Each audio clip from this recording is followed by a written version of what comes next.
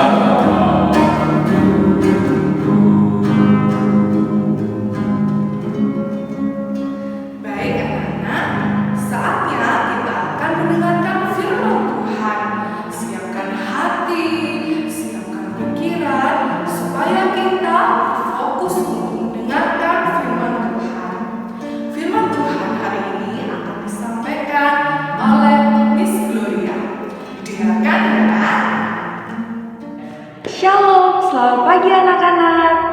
Wah, puji Tuhan ya, hari ini kita kembali lagi beribadah bersama-sama. Dan hari ini Miss Glo akan menceritakan sebuah kisah, sebuah firman Tuhan. Tapi sebelumnya kita akan berdoa terlebih dahulu. Lipat tangannya, tutup matanya, kita berdoa. Selamat pagi Bapa, selamat pagi Tuhan, selamat pagi Roh Kudus. Engkau yang maha bertata atas segala hal, Engkau yang menjadi kekuatan atas kami. Kami bersyukur Bapa, karena pagi hari ini Tuhan izinkan kembali kami bangun pagi. Dan saat ini Bapa, bukakan mata, hati, pikiran kami untuk dapat menerima firman Tuhan dengan penuh sukacita, sehingga kami bisa menjadi berkat untuk orang-orang sekitar kami. Berkati Miss Glo juga yang akan memberikan firman Tuhan ini. Kiranya firman Tuhan ini melalui Engkau saja. Terima kasih Tuhan Yesus, hanya dalam tangan pengasihan-Mu kami berdoa mengucap syukur. Amin. Nah anak-anak, pada waktu itu Allah sering memberikan perintah kepada bangsa Israel. Ketika Allah memberikan perintah itu, tandanya bangsa Israel harus menaatinya dan melakukannya.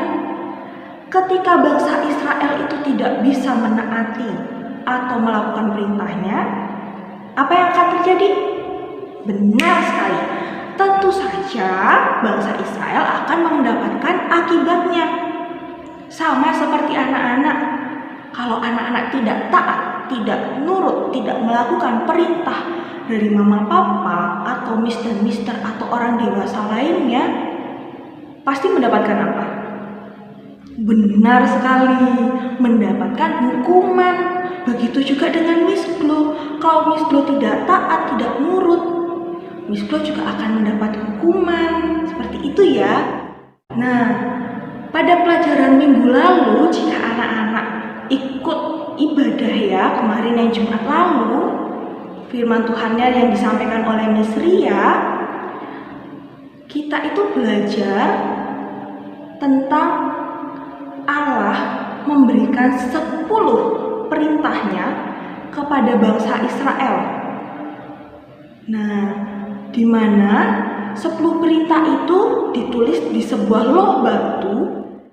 Ya, kalau kita lihat pada peta di atas, oke. Nah, posisinya itu di Gunung Sinai. Anak-anak bisa lihat ya Gunung Sinai pada peta di atas. Nah, terus maksudnya apa, Miss? Nah, judul renungannya saja pada hari ini adalah perjumpaan dengan Allah. Perjumpaan bangsa Israel dengan Allah. Perjumpaan kita juga dengan Allah Bapa. Supaya bangsa Israel itu bisa berjumpa dengan Allah, Allah memerintahkan untuk membuat sebuah kemah suci. Anak-anak ingin tahukah kemah suci seperti apa? Nah, seperti pada gambar ini ya, ini adalah kemah suci yang diminta Allah untuk dibuat oleh bangsa Israel. Bangsa Israel nurut nggak?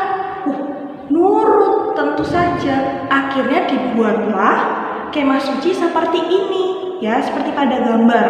Nah, Miss Glo mau tanya lagi nih, kenapa sih anak-anak tinggal di dalam rumah? Kalau Miss Glo sih tinggal di dalam rumah supaya bisa berlindung dari bahaya, berlindung dari cuaca yang panas, berlindung dari ketika hujan ya, biar nggak basah seperti itu, dan menjadi tempat untuk istirahatnya Miss. Nah, sekarang apakah Allah juga membutuhkan rumah untuk menjaganya agar tetap hangat dan kering? Tentu saja tidak. Terus mengapa Allah itu meminta bangsa Israel untuk membuat kemah suci itu? Yang tadi Miss Glo bilang ya di awal, karena Allah akan diam di sana di antara umatnya dan bertemu dengan mereka, bangsa Israel pada saat itu, supaya bisa datang menyembah Allah. Tujuan dari kemah suci ini dibuat. Nah, Miss Glo ajak kita semua buka Alkitab kita ya, dari Keluaran 35. Nah, di Keluaran 35 ini cerita tentang kemah suci tersebut. Anak-anak bisa membacanya nanti di Keluaran 35 ayat 1 sampai 35. Untuk nats pembimbingnya, nats kita diambil dari Keluaran 29 ayat 46. Keluaran 29 ayat 46 berbunyi demikian.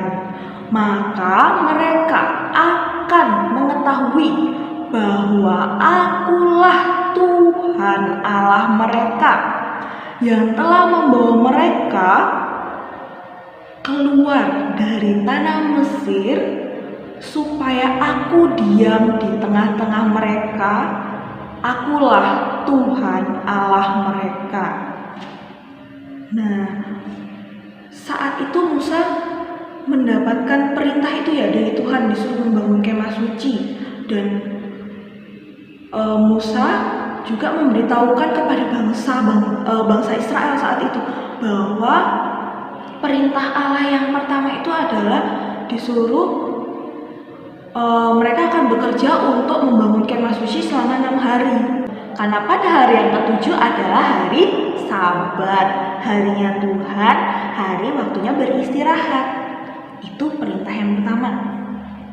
Nah, perintah yang kedua kepada seluruh umatnya pada saat itu bangsa Israel untuk membawa persembahan dari barang-barang yang dimiliki atau barang-barang kepunyaan mereka untuk digunakan dalam pembuatan kemah suci tersebut. Singkat cerita, setelah Musa memberitahukan itu ya, seperti yang Miss Glo bilang di awal, akhirnya jadi kemah sucinya. Iya, jadi seperti pada gambar ini ya, ini kemah sucinya. Nah, kalau anak-anak lihat ada bentuknya ya, kemah suci itu yang rumahnya itu, terus depan itu ada halamannya, ada mezbah. Nah, Miss Glo akan bacakan lagi. Setelah itu kita akan lihat ya bagian dalamnya kemah suci. Kalau dilihat bagian dalamnya kemah suci itu ada dua bagian yang besar dan bagian yang kecil. Nah, bagian yang besar namanya itu tempat kudus dan yang kecil namanya Maha Kudus. Keduanya dipisah dengan tirai tebal dan hanya satu benda saja yang diletakkan di tempat Maha Kudus atau tempat yang kecil. Sedangkan yang di sebelah sini, yang tempat yang besar, itu ada 3, yaitu meja roti sajian, mezbah pembakaran, dan kandil emas. Nah, kalau kita balik ya di gambar ini, di gambar kemah sucinya, di luarnya itu ada mezbah korban bakaran dan bejana pembasuh tangan kaki sebelum masuk ke kemah suci. Nah, semua itu sudah dipersiapkan oleh Musa. Sudah dipersiapkan, Musa juga sudah mengurapi perabotan-perabotannya, sudah membersihkan kemah sucinya, dan kemah suci itu sudah siap digunakan untuk tempat mengucap syukur kepada Allah, karena Allah sudah menyertai bangsa Israel keluar dari Mesir menuju ke tanah perjanjian Allah, yaitu tanah Kanaan. Namun ada satu hal nih anak-anak, satu hal yang menjadi masalah besar ketika bangsa Israel itu ingin berjumpa dengan Allah. Apa ya kira-kira? Bisa gue pikir, apa ya masalah besarnya sehingga agak sedikit susah untuk berjumpa dengan Allah pada saat itu? Ya benar, dosa. Bangsa Israel masih berdosa, sedangkan Allah sendiri itu kudus.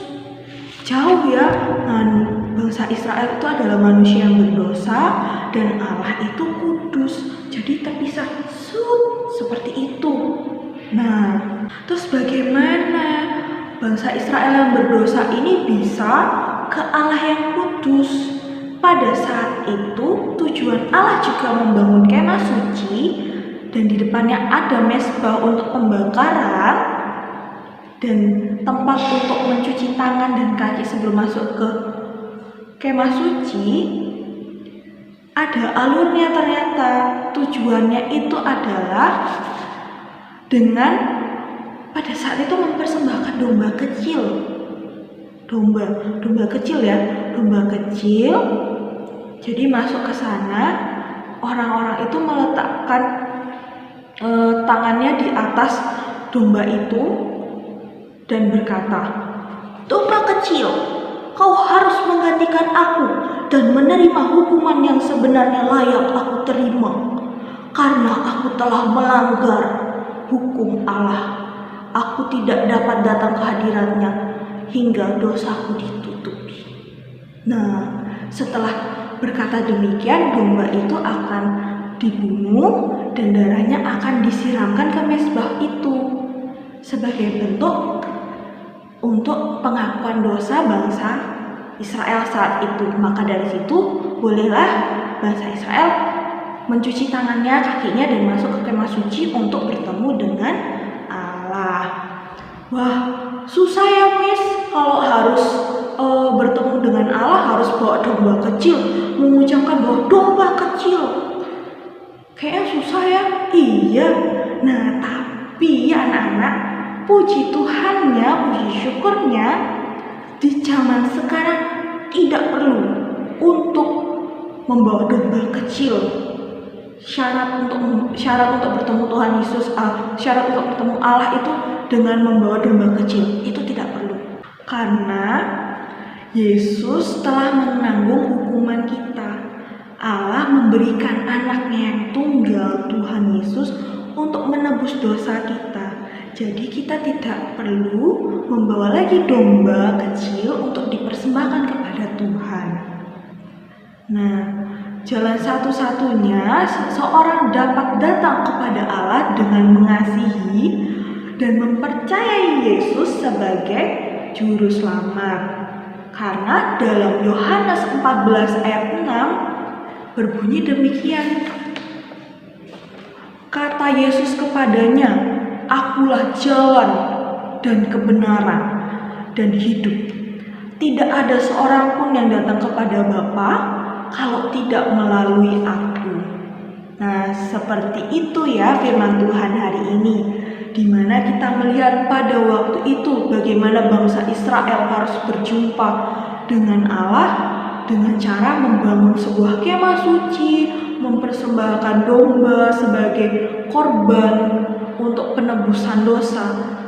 Begitu rumit pada saat itu. Tapi sekarang karena Tuhan, karena Allah sungguh mengasihi kita, mengasihi Miss Glo, mengasihi anak-anak, dengan baik hatinya Tuhan, dengan kasihnya Tuhan, Ia merelakan Tuhan Yesus anaknya satu-satunya, anak tunggal itu, untuk mati di kayu salib menebus dosa Miss Glo dan anak-anak, mama, papa, dan seluruh orang yang ada di dunia ini. Tapi Allah meminta kita untuk tetap mengasihi dan mempercayai Yesus sebagai juru selamat, sehingga dengan begitu kita bisa berjumpa dengan Allah di surga. Demikian firman Tuhan hari ini, kiranya dapat memberkati anak-anak, memberkati Miss Glo, dan kita bisa menjadi berkat di luar sana untuk mengabarkan firman Tuhan, Injil keselamatan ini. Oke, sekarang Miss Glo aja kita tutup matanya, lipat tangannya, kita berdoa untuk menutup renungan hari ini. Tuhan Yesus, Allah Bapa dan Roh Kudus, terima kasih, bersyukur sekali karena Tuhan memberikan jalan yang terbaik buat kami saat ini, buat anak-anak-Mu Bapa, untuk bisa dapat berjumpa dengan Allah. Dengan mengasihi dan mempercayai Engkau Tuhan Yesus sebagai juru selamat kami dapat berjumpa dengan Allah. Kiranya Bapa, kami tetap seperti ini, tidak berbuat dosa, tetapi menjadi berkat. Terima kasih untuk firman-Mu ini Tuhan Yesus, Allah Bapa dan Roh Kudus. Hanya dalam tangan-Mu, hanya dalam nama-Mu, kami berdoa mengucap syukur. Amin. Luar biasa sekali ya firman Tuhan pagi ini yang selalu mengajarkan kita semua untuk terus menjadi anak-anak yang lebih baik lagi. Sekarang Mistia mengajak anak-anak mengujikan satu pujian yang menyatakan bahwa Allah begitu luar biasa, Allah begitu besar. Kita sama-sama nyanyikan Allah begitu besar.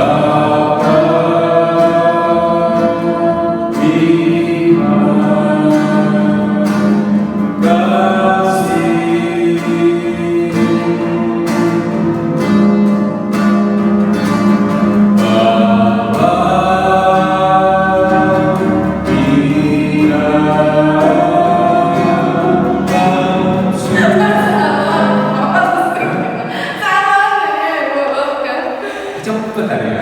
Iyalah, oh ya iki.